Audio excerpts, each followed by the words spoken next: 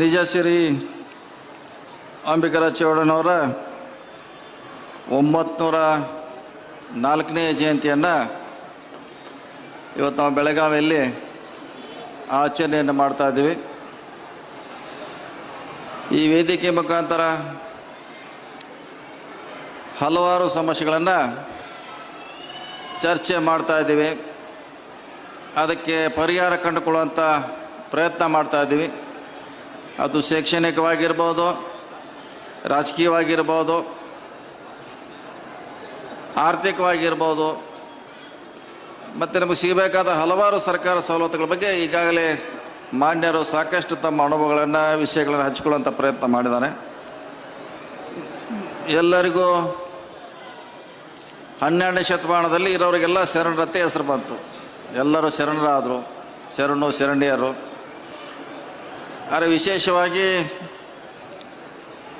ಅಂಬಿಗರ ಚೌಡರಿಗೆ ಇನ್ನೊಂದು ಹೊಸ ಬಿರುದನ್ನು ಕೊಡಲಾಯಿತು, ಅದು ನಿಜ ಅಂತ. ನಿಜ ಹೇಳುವಂಥವ್ರ ನಿಜ ಶರಣ ಅಂಬಿಗರ ಚೌಡ ವಿಶೇಷವಾಗಿ ಅವರ ಬಿರುದನ್ನು ಪಡೆದರೆ. ಹೀಗಾಗಿ ಅವರ ಕಾರ್ಯವೈಖರಿ ವಿಭಿನ್ನವಾಗಿತ್ತು. ನಿಜ ಹೇಳುವಂಥ ಒಂದು ಧೈರ್ಯ ಇತ್ತು, ಅವ್ರಿಗೆ ಧೈರ್ಯಶಾಲಿಗಳಾಗಿದ್ದರು. ಸೊ ಹೀಗಾಗಿ ಆ ಧೈರ್ಯ ಬಹುಶಃ ಈಗ ಯಾರೂ ಬರಲಿಕ್ಕೆ ಸಾಧ್ಯ ಇಲ್ಲ, ಬಹುಶಃ ಸಾಧ್ಯ ಇಲ್ಲ. ನನಗನ್ಸೋ ಮಟ್ಟಿಗೆ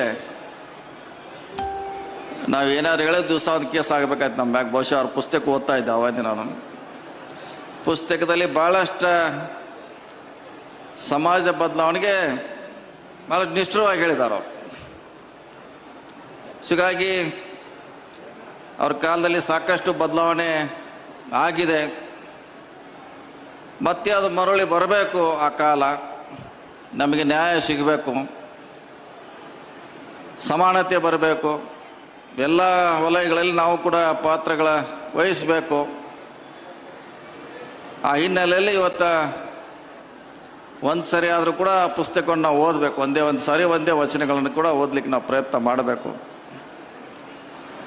ಯಾಕೆ ಎಲ್ಲಿವರೆಗೆ ನಾವು ನಿಜ ತಿಳ್ಕೊಳ್ಳಿಕ್ಕಾಗಲ್ಲ, ಅಲ್ಲಿವರೆಗೆ ನಿಜ ಬರಲಿಕ್ಕಾಗಲ್ಲ. ಡಾಕ್ಟರ್ ಬಾಬಾ ಸಾಹೇಬ್ ಅಂಬೇಡ್ಕರ್ ಹೇಳಿದ್ದಾರೆ, ಯಾರಿಗೆ ಇತಿಹಾಸ ಗೊತ್ತಿದೆಯೋ ಅವ್ರು ಮಾತ್ರ ಇತಿಹಾಸವನ್ನು ನಿರ್ಮಿಸಬಲ್ಲರು, ಸೃಷ್ಟಿ ಮಾಡಬಲ್ಲರು ಅಂತ ಹೇಳಿದ್ದಾರೆ. ಅದಕ್ಕಾಗಿ ನಿಜ ಶರಣ ಅಂಬಿಗರ ಚೌಡಯ್ಯವರ ಇತಿಹಾಸವನ್ನು ಓದುವಂಥ ಪ್ರಯತ್ನ ಮಾಡಿ, ತಿಳ್ಕೊಳ್ಳೋಂಥ ಪ್ರಯತ್ನ ಮಾಡಿ, ಅದನ್ನು ಮೈಗೂಡಿಸುವಂಥ ಪ್ರಯತ್ನ ಆದಾಗ ಮಾತ್ರ ಇಂಥ ಜಯಂತಿಗೆ ಮೆರುಗು ಬರ್ತೇವೆ ಅನ್ನೋ ಮಾತನ್ನು ಈ ಸಂದರ್ಭದಲ್ಲಿ ಹೇಳುತ್ತಾ, ವಿಶೇಷವಾಗಿ ಈ ಸಮುದಾಯಕ್ಕೆ ಭಾಳ ದಿನಗಳಿಂದ ಹೋರಾಟ ನಡೀತಾ ಇದೆ.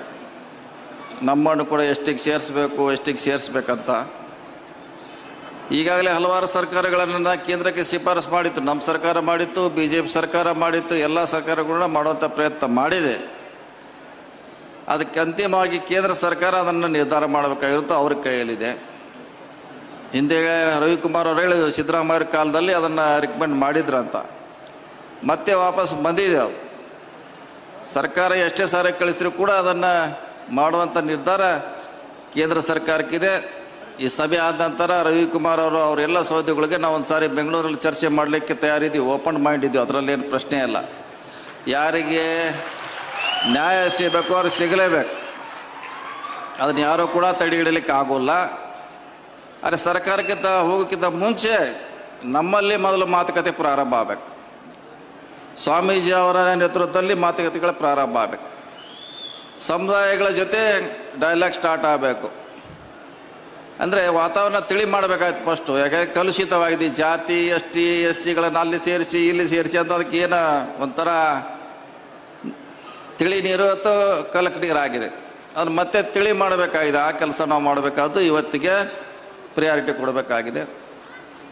ಸೊ ಸಭೆ ಮಾಡೋಣ, ಸ್ವಾಮೀಜಿ ಅಂತಲ್ಲಿ ಮಾಡೋಣ, ರಾಜಕೀಯ ಮುಖಂಡ ಅಂತಲ್ಲಿ ಮಾಡೋಣ, ಸಮಾಜಗಳಲ್ಲಿ ಮಧ್ಯೆ ಚರ್ಚೆ ಮಾಡಿ ಅದಕ್ಕೆ ಪರಿಹಾರ ಕಂಡುಕೊಳ್ಳೋಂತಾದರೆ ಆಗ್ತೈತೆ ಅಂತ ನನ್ನ ವಿಶ್ವಾಸ, ನನ್ನ ಆಸೆ, ನನ್ನ ಅನುಭವ. ಸೊ ಹೀಗಾಗಿ ಮುಂದಿನ ದಿನಗಳಲ್ಲಿ ಖಂಡಿತವಾಗಿ ಚರ್ಚೆ ಮಾಡೋಣ. ಯಾಕೆ ಸಮುದಾಯಗಳನ್ನು ನಾವು ವಿಶ್ವಾಸಕ್ಕೆ ತೆಗೆದುಕೊಳ್ಬೇಕಾಗಿದೆ. ಮಠಗಳಿದೆ, ರಾಜಕಾರಣ ಇದೆ, ಇದರಲ್ಲಿ ಪಕ್ಷಗಳಿದೆ. ಇವರೆಲ್ಲ ವಿಶ್ವಾಸಕ್ಕೆ ಬಂದಾಗ ಖಂಡಿತವಾಗಿ ಏನಾದ್ರು ಒಂದು ದಾರಿ ಹುಡುಕಲಿಕ್ಕೆ ಸಾಧ್ಯ ಆಗ್ತೈತೆ. ಆ ನಿಟ್ಟಿನಲ್ಲಿ ಪ್ರಯತ್ನ ಮಾಡೋಣ. ಖಂಡಿತವಾಗಿ ನಮಗೂ ಗೊತ್ತಿದೆ, ಮುಂಚೆ ನಾವೆಲ್ಲ ಟ್ರೈಬಲ್ಗಳೇ, ನಾವು ಕಾಡದಲ್ಲಿ ಉಳಿದೀವಿ, ನೀವು ನದಿ ದಡೆಗೆ ಬಂದದೆಲ್ಲ ಇತಿಹಾಸ ಗೊತ್ತಿದೆ. ಆದರೆ ಡೆಲ್ಲಿಗೆ ಹೋದಾಗ ಅವ್ರು ಕೇಳೋದು ಒಂದೇ, ಇದು ಟ್ರೈಬಲ್ ಕ್ಯಾರೆಕ್ಟರ್ ಇಲ್ಲ ಅನ್ನೋದಂದ್ರೆ ರಿಜೆಕ್ಟ್ ಮಾಡಿದ್ರು. ಟ್ರೈಬಲ್ ಕ್ಯಾರೆಕ್ಟರ್ ನಿಮ್ಗೆ ಬರೋಲ್ಲ ಅನ್ನೋದು ಒಂದೇ ಕಾರಣಕ್ಕಾಗಿ ಇದನ್ನೆಲ್ಲ ನೋಡಿದ್ವಿ ನಾವು. ಚಾಮರಾಜನಗರ, ಮಂಡ್ಯ, ಮೈಸೂರಲ್ಲಿ ಇದು ಭಾಳಷ್ಟು ಹತ್ತಿರದಿಂದ ನೋಡಿದ್ವಿ. ನಾನು ಗುಲ್ಬರ್ಗದಲ್ಲಿ ನೋಡಿಲ್ಲ, ಆದರೆ ನಾನು ಸಂಪರ್ಕ ಹೆಚ್ಚು ಮೈಸೂರಲ್ಲಿರೋದ್ರಿಂದ ಈಗಾಗಲೇ ಅಲ್ಲೆಲ್ಲ ಸಂಬಂಧಗಳು ಕೂಡ ಆಗಿದೆ. ನೌಕರಿಯಲ್ಲಿ ಇದ್ದಾರೆ, ಅವ್ರ ಮ್ಯಾಗೆ ಎನ್ಕ್ವೈರಿ ನಡೀತಾ ಇದೆ. ಹಲವಾರು ಸಮಸ್ಯೆಗಳನ್ನು ಪರಿಹಾರ ಮಾಡಲಿಕ್ಕೆ ನಾವಲ್ಲಿ ಕೂಡ ಪ್ರಯತ್ನ ಮಾಡ್ತಾ ಇದ್ವಿ. ಮೊನ್ನೆ ಕೂಡ ಮುಖ್ಯಮಂತ್ರಿ ಜೊತೆ ಮೈಸೂರಿಗೆ ಸೀಮಿತವಾದಂಥ ಸಭೆ ಕೂಡ ಆಗಿ ಅಲ್ಲಿ ಕೂಡ ಕಾಸ್ಟ್ ಸರ್ಟಿಫಿಕೇಟ್ ಸಮಸ್ಯೆ ಇದೆ. ಹಾಗಾಗಿ ಭವಿಷ್ಯತ್ತಿನಲ್ಲಿ ಖಂಡಿತವಾಗಿ ದಾರಿ ಹುಡುಕುವಂಥ ಪ್ರಯತ್ನ ಮಾಡೋಣ.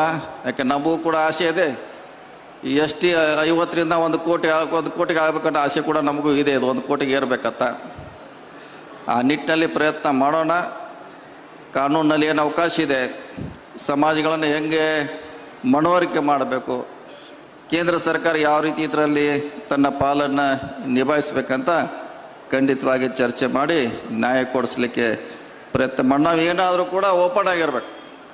ನಾವು ಮುಚ್ಚಿ ಮಾಡೋದ್ರಿಂದ ಭಾಳಷ್ಟು ಅದಕ್ಕೆ ಸಂಶಯಗೆ ಎಡೆ ಮಾಡ್ತಿದ್ವಿ. ಏನು ಮಾಡ್ತಿದ್ದಾರೋ, ಹೆಂಗೆ, ಏನು, ನಮ್ದೆಲ್ಲಿ ಹೋತು, ನಮ್ದೆಲ್ಲಿ ಬಂತು ಅನ್ನೋದು ಭಾಳ ಸಂಶಯ ದೃಷ್ಟಿ.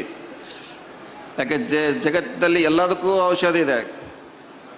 ಇದು ಡೌಟ್ಗೆ, ಸಂಶಯಗೆ ಔಷಧಿ ಇಲ್ಲ. ನಾವೇನಾರು ಮಾಡಲಿಕ್ಕೋರೆ ಜನ ಅದನ್ನು ಹತ್ತನ್ನು ತಿಳ್ಕೊಳ್ಳೋಂಥ ಪ್ರಯತ್ನ ಮಾಡ್ತಾರೆ. ಖಂಡಿತವಾಗಿ ಬೆಂಗಳೂರು ಒಂದು ಸಭೆ ಮಾಡೋಣ, ಚರ್ಚೆ ಮಾಡೋಣ. ಅದರ ಸಾಧ್ಯದಷ್ಟು ನಿಮಗೆ ಸಹಾಯ ಮಾಡುವಂಥ ಪ್ರಯತ್ನ ನಮ್ಮ ಸರ್ಕಾರ ಖಂಡಿತವಾಗಿ ಮಾಡ್ತೇನೆ ಮಾತನ್ನು ಮತ್ತೊಮ್ಮೆ ಹೇಳುತ್ತಾ